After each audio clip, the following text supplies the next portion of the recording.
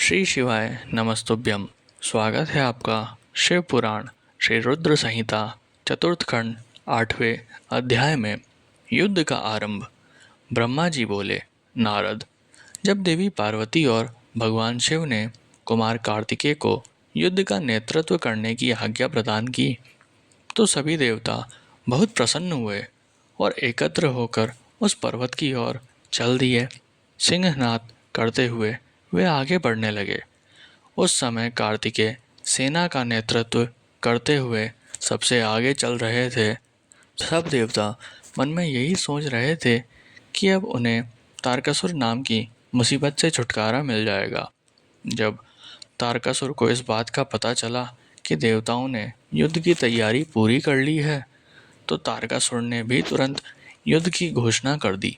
अपनी विशाल चतुरंगिनी सेना को लेकर तारक भी सिंहनाद करता हुआ देवताओं की ओर बढ़ने लगा। राक्षसों की सेना देखकर एक पल के लिए देवता घबरा गए। उसी समय आकाशवाणी हुई, हे देवगणों, तुम लोग भगवान शिव के पुत्र कार्तिकेय के नेतृत्व में युद्ध करने जा रहे हो, इसलिए तुम जरूर जीतोगे। तारकासुर कार्तिकेय के हाथों अवश्य मारा जाएगा। उस आकाशवाणी को सुनकर सभी देवताओं का उत्साह बढ़ गया और उनका डर दूर हो गया। उस समय दुदुम्बी और अनेक प्रकार के बाजे की ध्वनि आकाश में गूंजने लगी। तब देवता और राक्षस युद्ध करने के लिए पृथ्वी और सागर के संगम पर पहुंचे। दोनों पक्षों में बड़ा भयानक युद्ध छिड़ गया।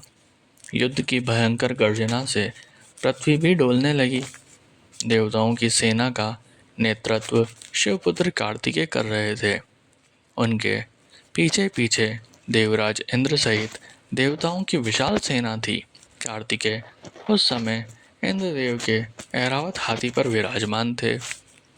तब उन्होंने उस हाथी को छोड़ दिया और रत्नों से जुड़े सुंदर यान पर बैठ गए।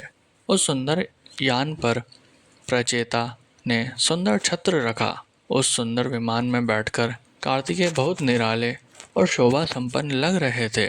उसी समय देवताओं और असुरों में भयानक युद्ध प्रारंभ हो गया। पृथ्वी कांपने लगी और फल भर में खंड मुंडों में बदलने लगी। हजारों सैनिक जो पराक्रम से लड़ रहे थे, कट कट कर और घायल होकर धरती पर गिरने लगे। चारों तरफ खून की नदियां बहने लगी। ऐसा भयानक दृश्य देखकर बहुत से भूत प्रेत और गीदड़ गीदड़ी उस मांस को खाने और खून पीने के लिए वहां आ गए। तभी महाबली तारकासुर ने विशाल सेना सहित देवताओं पर आक्रमण किया। देवराज इंद्र सहित अनेक देवताओं ने उसे रोकने का बहुत प्रयत्न किया, परंतु असफल रहे और तारकासुर भयानक गर्जना करता हुआ आगे बढ़ता गया। चारों ओर भयानक शोर मचा हुआ था। आक्रमण करते समय सैनिक बड़े जोर जोर से अपने मुंह से आवाज निकालते हुए आगे बढ़ रहे थे। देवताओं और राक्षसों का युद्ध बड़ा विभत्स रूप ले चुका था। वहां भारी कोलाहल मचा हुआ था। तत्पश्चात देवताओं और असुरराज तारक के राक्षसगण आपस में द्वंद्व युद्ध करने लगे थे। एक दूसरे को मारकर वे अपने को बहुत बलशाली समझ रहे थे। वे पूरे बल के साथ एक दूसरे पर प्रहार करते।